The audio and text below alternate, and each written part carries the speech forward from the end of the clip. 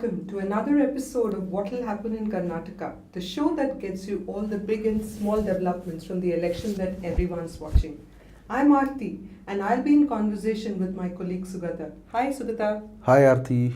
How have you been, and a lot of big developments around the election? And I think they'll keep happening till the day the polling happens and the results are out. Yeah. I think it's pretty interesting. Yeah. You probably know what I'm talking about when I say big development, which is we are likely to see the Chief Minister actually contest from another seat, Badami, other than Chamundeshwari, which he announced a few days ago. Right. So what is your sense of how he will perform in Badami? Yeah, I mean, it's not confirmed officially though, that he'll be contesting from Badami at this minute, when we, as we speak, there is no official confirmation of his contest.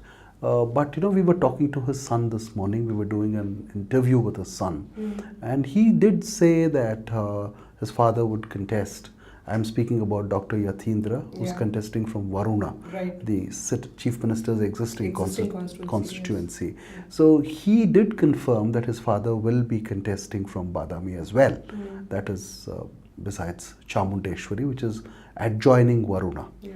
And we had last time discussed the micro details about that constituency. Right. So this question that you asked, how easy or how difficult would Badami be for Chief Minister Siddaramaiah? Yeah.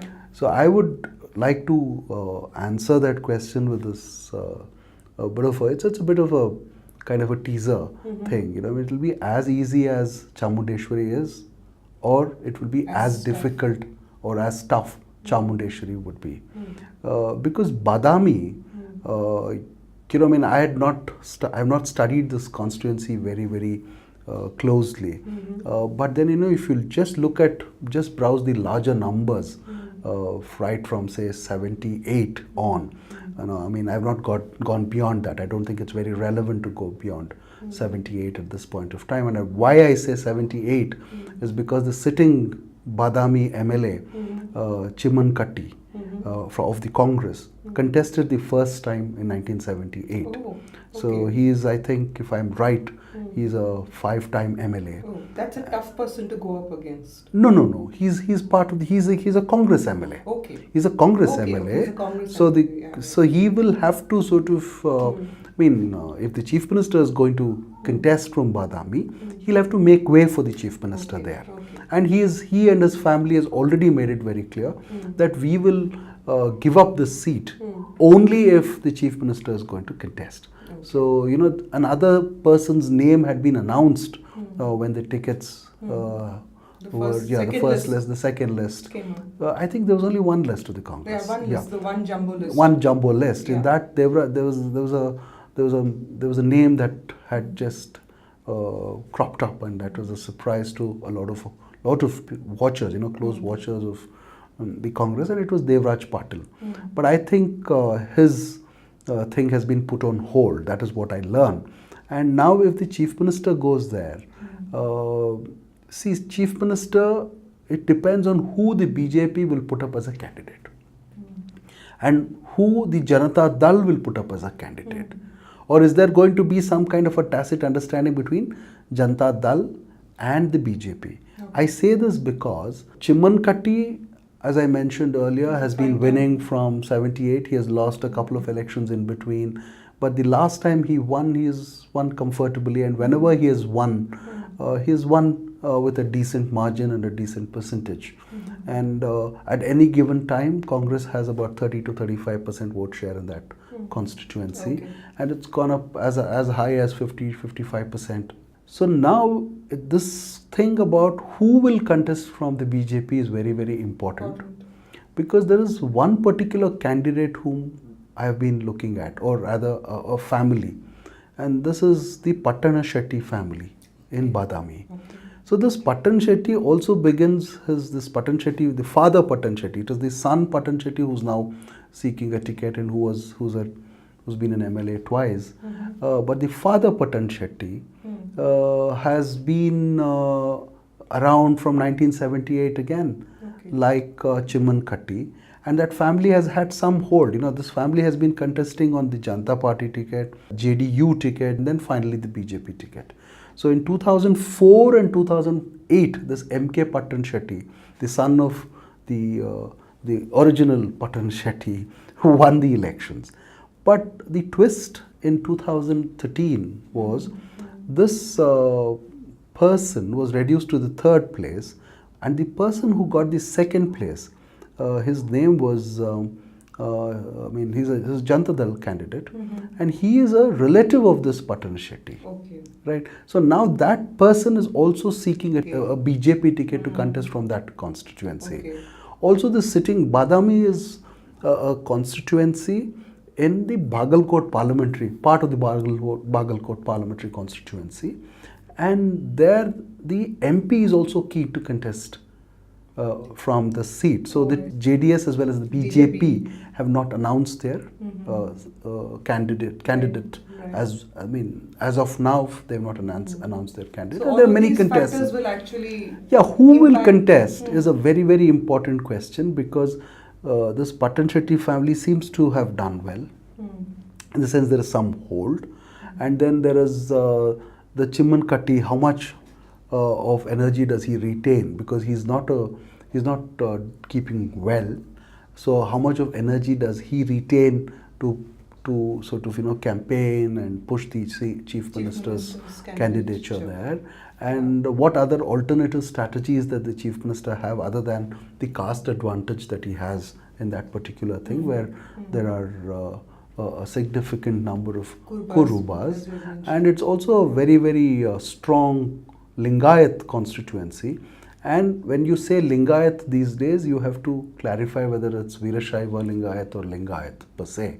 And this constituency has a kind of dominant Veerashaiva element. That is what. See, I'm not a great expert on that particular aspect as far as this constituency is concerned, but that is what I'm told.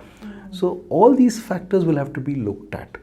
Congress has a decent vote share right through the decades.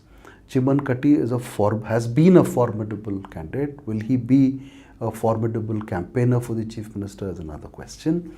And what will happen with the Patan Shetty family, whether they are going to be given a ticket. If they aren't given a ticket, what are they going to do to the BJP's prospects? And then their own relative from the Janata Dal is trying to cross over to contest. So will he be given a ticket?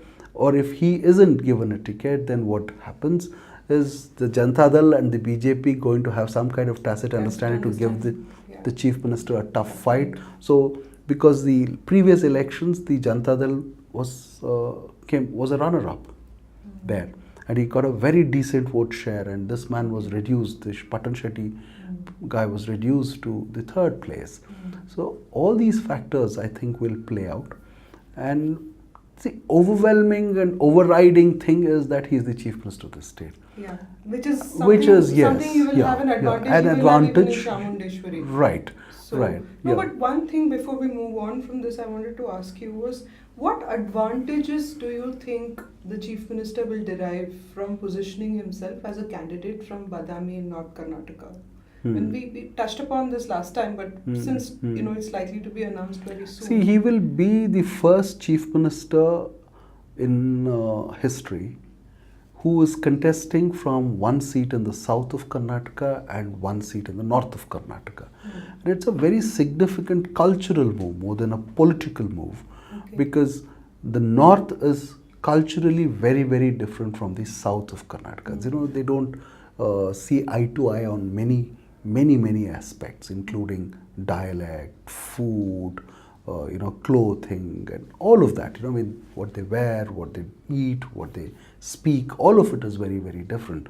So for the first time, a Chief Minister would be representing both the south and north. So it sends out a kind of unified, a kind of an image which, that I am the Chief Minister of the entire state. He could make a claim on that particular thing.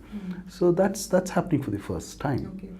So no, I don't recall any other Chief Minister contesting from two diverse constituencies like this. So that would also sort of, show that Siddaramaiah is pretty confident. You can read a lot of things into it. And if people want to read the negative things also, there are quite a few things to be read.